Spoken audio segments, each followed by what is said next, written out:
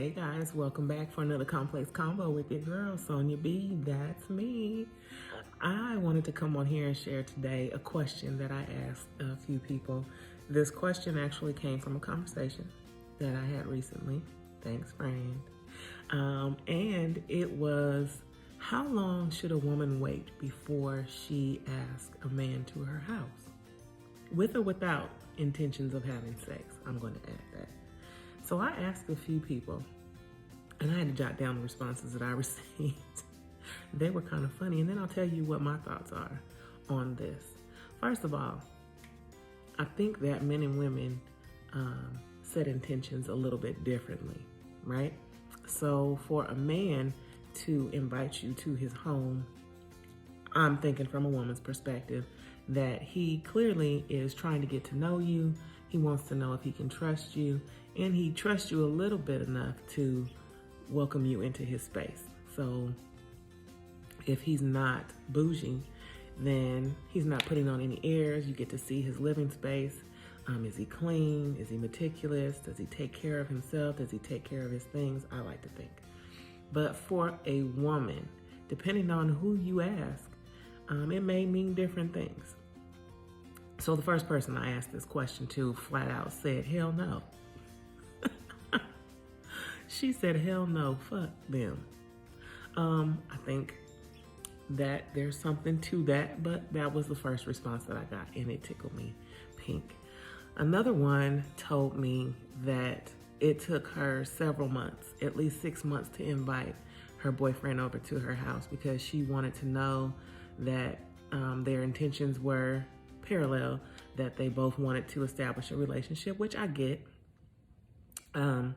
Someone said that, heck, I invited him over the first date. You know, she wanted to make sure that the sex wasn't whack and didn't want to waste her time. I get that too.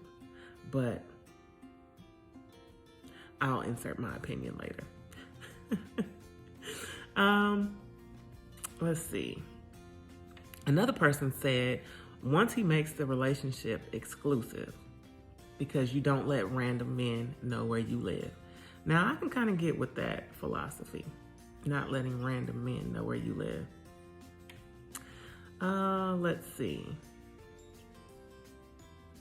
I'm not quite sure where this response is really going or coming from, but it's a response nonetheless. Don't chase him unless you want to be the dominant partner. Otherwise, wait until you are all in an exclusive, committed relationship.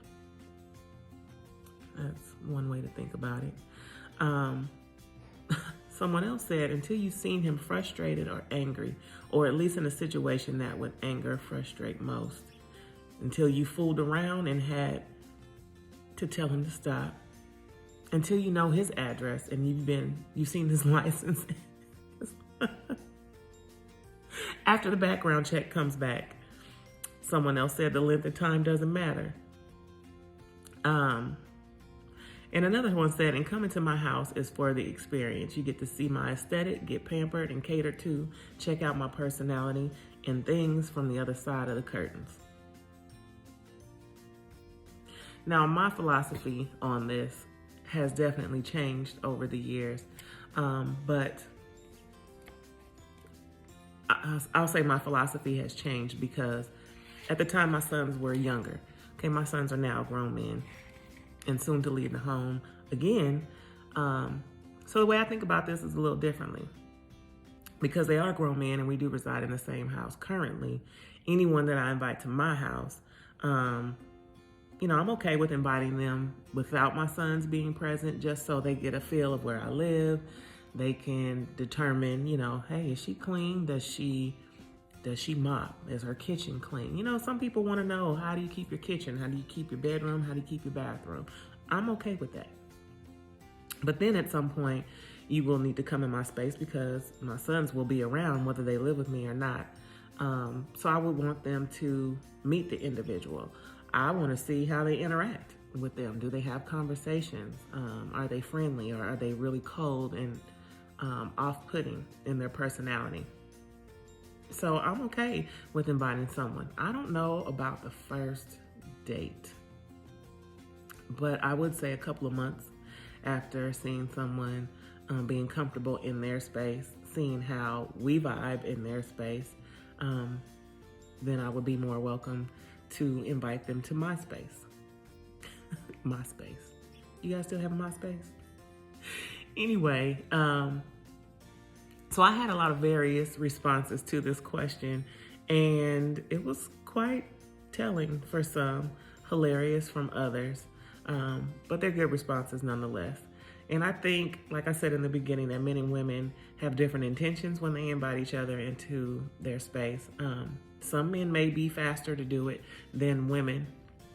And I get it, a woman wants to make sure that he's not crazy, that he's not, harboring any stalker tendencies. And do they get along well? Nothing like inviting a crazy person to your house and then you can't shake them. You can't move right away.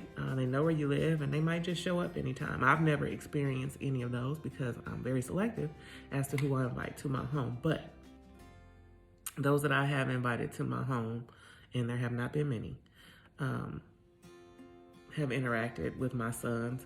And, when you have grown sons or grown children, that's another question I wanted to address.